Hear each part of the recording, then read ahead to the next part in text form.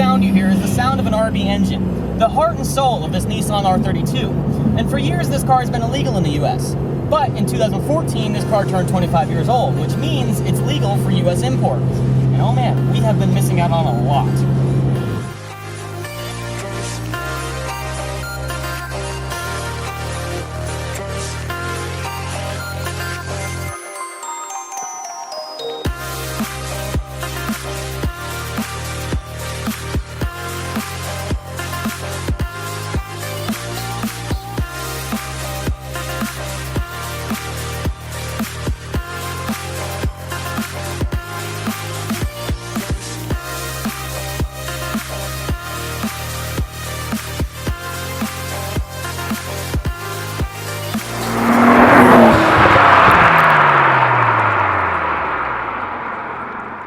For years, the Nissan Skyline has been running up the dry cleaning bills of fanboys across the US as we sullenly take our ruined pairs of trousers to the laundromat.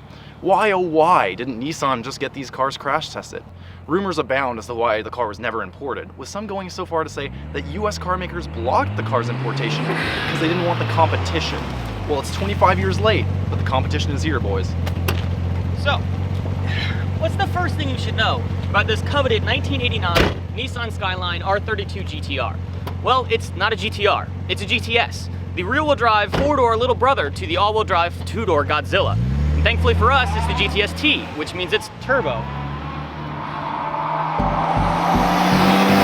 So this car gets the RB motor, but it's not the fabled RB26. That's the motor that's in the GTR. The motor that this car gets is the RB20 DET, an inline 6.2-liter with a single turbo that makes 212 horsepower as opposed to the GTR's alleged 280 horsepower. It also doesn't have an all-wheel drive system like the GTR, although some of these did come with the Atlyss all-wheel steering system. The GTR made the Skyline platform legendary, but did the lesser variants of the R32 hold up to the same amount of praise? Part of the GTR's appeal is that it not only bested supercars right out of the factory, but it was also very receptive to aftermarket tuning. Now this RB20, even with an intake and exhaust and a tune, doesn't have the same amount of power as the GTR does. Part of that's because it's not as receptive to tuning, but it's also 0.6 of a liter smaller than the RB26, which certainly plays a large role.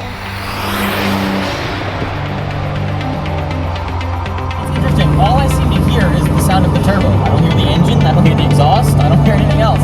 All I hear is that whistle and that whine of the turbo, which means like having a 2-liter for a straight 6 is a very small straight 6.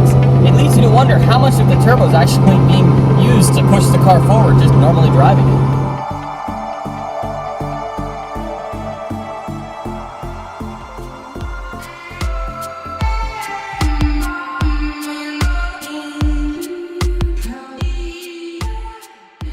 So this car doesn't have the Atlyss all-wheel drive system that the GTR has. So come on, what good is it? I mean, the RB20 is a smaller motor, it makes less power, and it doesn't have all-wheel drive. Well, in my opinion, and the opinion of a lot of motoring enthusiasts, there's just something that's more engaging about rear-wheel drive.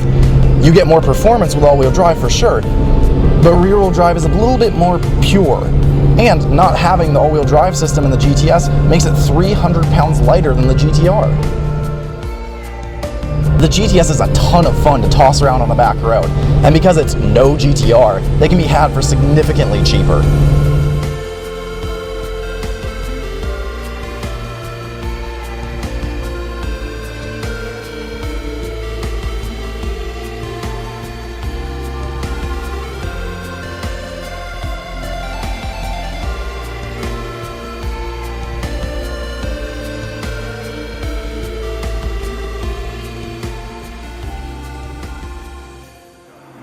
So Japan has laws on the number of miles you can put on a car before they start heavily taxing them.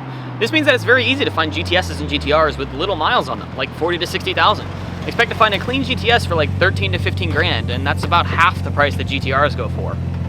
Which is really a steal when you consider that this car gives you the tunability of a modern WRX or an Evo, with the rear-wheel drive elements of a 350Z or an FRS, and the classic design of a GTR. I mean, I've never genuinely been so tempted to sell my Evo.